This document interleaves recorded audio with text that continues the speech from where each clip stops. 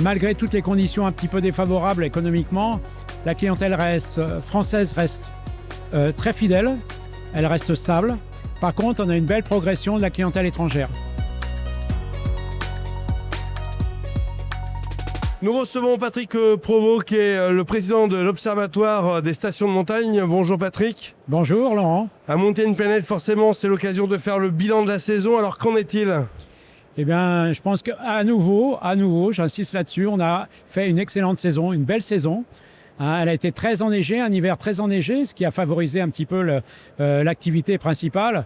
Bien sûr, l'émerveillement de la neige, surtout pour les enfants, et puis bien sûr l'activité ski.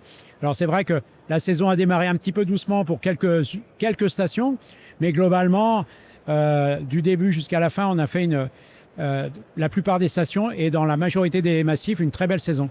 On parle un peu du taux d'occupation qui a été plutôt bon. Le taux d'occupation est encore en progression on parle par rapport à des statistiques des années précédentes qui étaient déjà en hausse.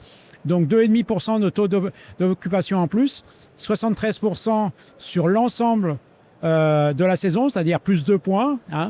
Donc ça reste quand même des bons statistiques effectivement pour la montagne. Alors, qui vient dans nos montagnes ? Famille, célibataire, national, international. On a quelques données, j'imagine. Oui, mais je crois que effectivement, les vacances scolaires, c'est surtout les familles. En dehors des vacances scolaires, on en parlera des périodes inter-vacances.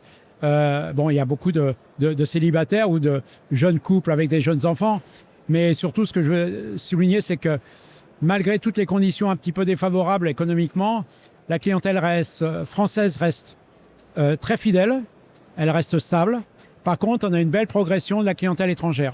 On va parler de ces tendances de réservation. C'est les dernières minutes, c'est des gens structurés. Comment ça se présente ? Alors les réservations, effectivement, on l'avait constaté déjà dans les hivers précédents, mais qui se confirme d'une manière importante quand même, c'est que la clientèle réserve pour des courts séjours et aussi en dernière minute.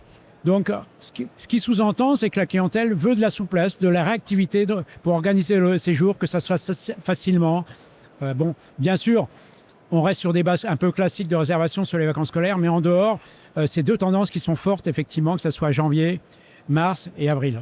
Alors, j'ai envie de poser une question. Est-ce que c'est pas dépendant un petit peu de l'enneigement, puisqu'on se pose des questions, finalement, la neige est là, et des fois, pas toujours. Bien sûr. C'est sûr que cette année, on a eu quand même une année, je dirais, un peu exceptionnelle, surtout sur le mois d'avril, puisqu'il y a eu la quantité et la qualité. C'est-à-dire qu'on avait plus de neige très molle, etc., comme on pourra trouver, puis avoir des manques un peu sur certains massifs, enfin au moins déjà en altitude. On a eu des quantités de neige extraordinaires. Alors après, c'est sûr que la clientèle vient plus facilement. Ceci dit, après, au mois d'avril, on pense aussi à d'autres horizons pour passer nos vacances. Il faut reconnaître. Donc là, on est obligé de s'adapter.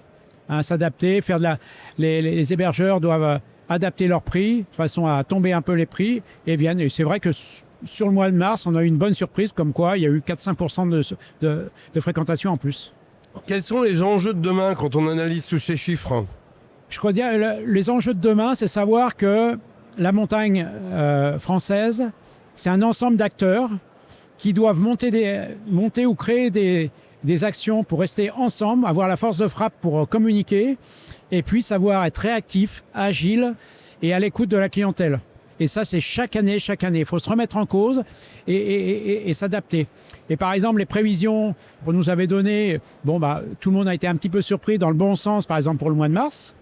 Et par contre, sur les vacances de février, la première et la quatrième semaine étaient effectivement en baisse, mais c'était prévu déjà à l'automne.